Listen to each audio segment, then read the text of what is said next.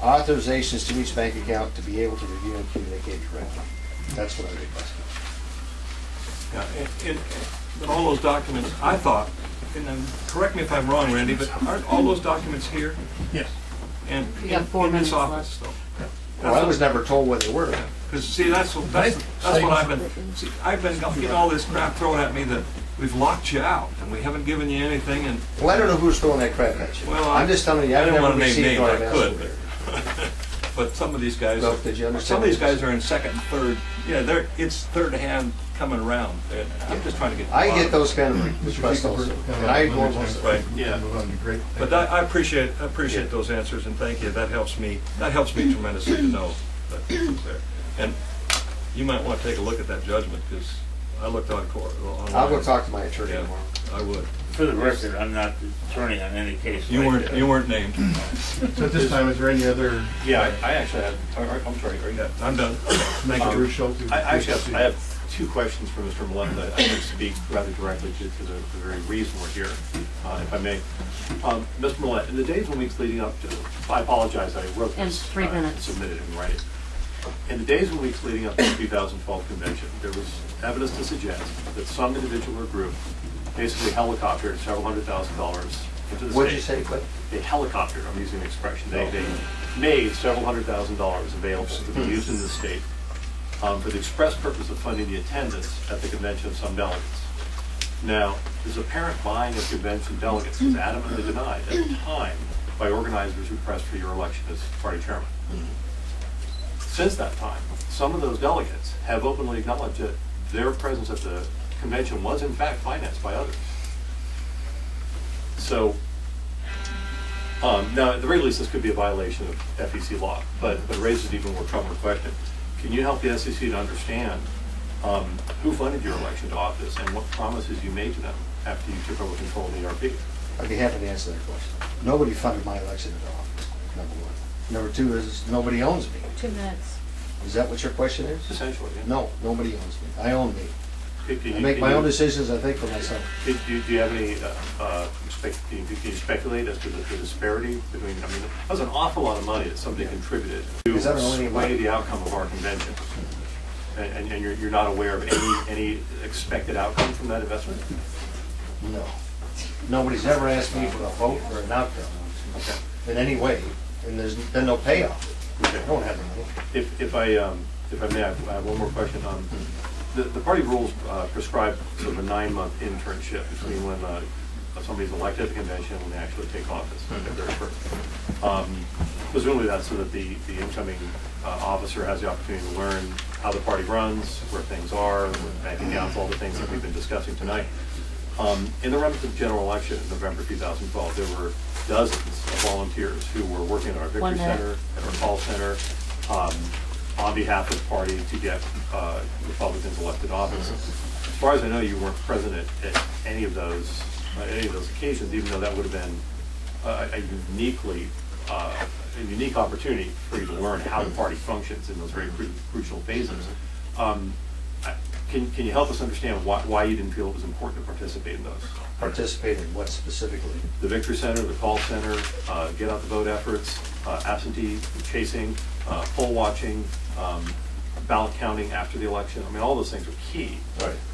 Many of those I didn't even know about. Number two is I did participate in getting out the vote, and I knocked on doors for a non-debate. I waved banner or signs for both Bob Bell and non-debate. So I did participate in getting Republicans elected. I contributed money specifically to Republican candidates, and I gave a small check to Randy to the Alaska Republican Party. I can tell you about, it's off the top of my head, I think I can tell you 6 or 7 different candidates that I contributed money to. So the accusation that I didn't contribute money to Republican candidates is false. If I may, You're not accusing me of that, but I have been accused. No, I understand. I mean, you know, we've all waved signs contributing money, and that's all important, certainly, to the candidates. But I'm more concerned at, you know, at your understanding of how the party functions, because there's a lot of things that transpire, you know, beyond the sign waving and the fundraising events. There are a lot of key things that, as chairman, I would hope that you would understand and at least recognizes that, some scheduling issues, some logistics involved with, having been involved with those things myself, I know that there's a lot of logistics there. So I'm just puzzled that you weren't participating in that. Bruce, let me tell you something. I'm trying to unite the party. And when I get to be chairman, I will call on you specifically to help me with those duties at what do you call it, Victory Center, because I know you know so much about that. That's where you tap your assets with people that know their skill sets in helping you accomplish the goal of getting Republicans elected and Democrats retired. Okay? Bruce, you have That was it. Steve?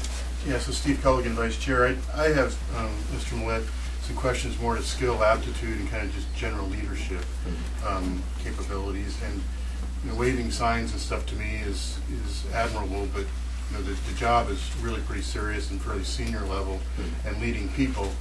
And understanding some of the tools that are available to you in data, when I hear things about ledgers and other things, kind of old school accounting stuff, when it's very clear that for the past 10, 15 years, we file everything electronically, everything's out in the open, FEC, APOC, et cetera, including what used to be called Voter Vault, now GOP Data Center, where all of our voters, all of our donor information and other stuff are. You were given access to that. How much have you used and have knowledge of, for instance, GOP Data Center? I've used it once. Okay. And to me, as a vice chairman, I mean, that's 10 plus hours a week I log in that system, and I'm well aware how many hours you've logged in, and I see some real gaps there and it's concerning. So if you've used it once, some of the understanding of moving forward at a senior level, even if you have some folks to help, it's just knowing what systems, where our data is, and leading. And thank you very much. I might say that I have a person that I've recruited and has agreed to come on as the executive director that has a degree in accounting and can understand a lot of things that I can't understand, but will bring me into that line that you're asking for. He's a very competent person. As a volunteer, 100% volunteer. Yeah. I need to ask the first half of this question of Mr. Ross. I believe he is, by virtue of his comments at the prior meeting, prior hearing, put himself in a position of having the opportunity to answer this question. How many years were you National Committeeman, sir? 6, I believe. What were those years? I think it's listed on my letter to the Central Committee. I think in 1902 to 1900. 1990. Old, really old. 1992 to 1998, I believe. So you were one of the 4 senior officers of the party at that time. Is that a fair statement? Who's the 4th?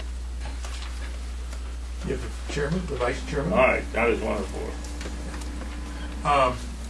How many audits did you see done during those 6 years? I don't know that I saw any or that I even bothered to look. I was the National Committee man. I don't know, and I don't. Do you know think, when the last audit was done? Well, I'm gonna object. I heard it was 12 years ago, but I don't know. It was done in 1984. When there was. So that's why I'm no longer National Committee man. I screwed up too. Huh? Well, I'm just trying to find out what you've done and trying to establish the fact that the party hasn't had an audit in nearly 30 years. That's bad. No, that's absolutely right, because we get audited every day. We file a report because we look at the Democrats' report. Now, you're supposed to be the hearing officer. You're not supposed to be the arguing, okay? So if you're going to make an argument, turn it over to the vice chairman. And I'm not, and I'm the defense attorney. I'm not supposed to be questioned either. I'm just trying And to clarify I'll tell you because that if I had known there wasn't an audit, I would have either got an audit or got the rules changed. But if you haven't even changed the rules in 30 years, you guys need some new leadership. Point of clarification, Mr. Chairman. yes, Would an audit be considered what the Central Committee does of the executive members of this party? In other words, every quarterly meeting, you have to set the budget in front of us and we vote and approve or disapprove? I don't believe that rises to the standard of an audit, but I think the peer checking of the process is more than an adequate process. Thank you. Anybody on the phone have any questions of the defendant? Respondent. Just to let you know, we received the documents that were sent to us, and we greatly appreciate the effort in getting that done. Thank you. Randy, Yes. Randy, this is Rhonda Yeah. from the Marini part of Seattle. But I have a question for Russ. Yes, go ahead. Russ, a few days ago, I don't know, I've lost track of time now. You were on the Dan Fagan radio program and told the public that you were the best thing that really had ever happened to the Alaska Federation of Republican Women, because we had received a couple of specifically large donations because of your credibility to party leadership. Aside from the fact that it couldn't be further from the truth, why didn't you pick up the phone and call me before you made that statement? First of all, I didn't make that statement, Rhonda. Barbara Haney told me that. So whatever I said, I was repeating that she told me. And number two... Well, you repeated it on the Dan Fagan show, and I would think you'd want to check on credibility first, because... Is Barbara Haney credible? You are donors. I was repeating what I was told. Barbara, I was also told by Dan Fagan that you thought I shouldn't be chairman because I never sought you out to introduce myself to you or reach out to you. And I might ask you to recall in September at the Fairbanks meeting, I did reach out to you. You and I had a very nice conversation. I bought some things for my wife and myself. I think the check was for $30. You said, Russ, don't worry about the check. Just mail it to me and I'll send you an invoice or whatever. And I did that. And I think you got paid. In fact, I know you did because the check went through. And at that same meeting, I told you that I was looking forward to working with you. And my wife. I think the comment was you were looking forward to working with the Alaska Federation of Republican Women to have us help you with fundraising. But anyway, I was highly disappointed that the Dan Fagan audience, after 50 years of being a federation that has done nothing but raise money and elect Republicans, not spend one dime on administration, was misled by why we would be garnering contributions. Any other comments? Steve? Jason? Yes, Russ. At the state convention, when the shout down, stand up event occurred, did you participate in that? Did you stand up and participate with that group, or did you shout down? I don't remember seeing you do it, but I'm just asking you, did you stand up with that group when they stood up? And your name again, please? Jason. Jason, I did not participate in that because I wasn't there. I was way off the floor, so I had to leave the floor. But I did not participate in that. I did not participate in a shout down or any kind of physical assault of anybody. Okay, one other question. Yeah. The PPP the results of the PPP selected Mitt Romney.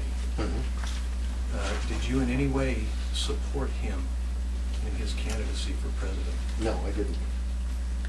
Do you feel that you had a responsibility as the chair-elect to do so? No, I don't. And I might ask Randy who he supported in 2008.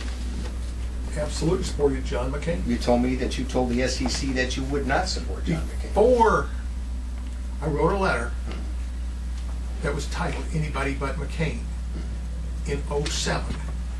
And to my heart, as we wound up with John McCain, and we supported him actively, sold all kinds of materials, organized rallies, and were 100% involved. And taking that comment out of context, I do not appreciate. No, that wasn't given to me in that context. You told me that. I told you it was a letter that I had, the title of a letter that I had written in 07. Listen, we're shooting each other in the foot here. We got to get together Okay. and unite the party. That will be a smart thing. Hopefully they don't know what it is. Mr. Chairman, Yes. I sort of have a question. Really, you know, there's some cross-questioning going on here, and I really have a question more for you on this particular subject. I want some clarification on Okay. my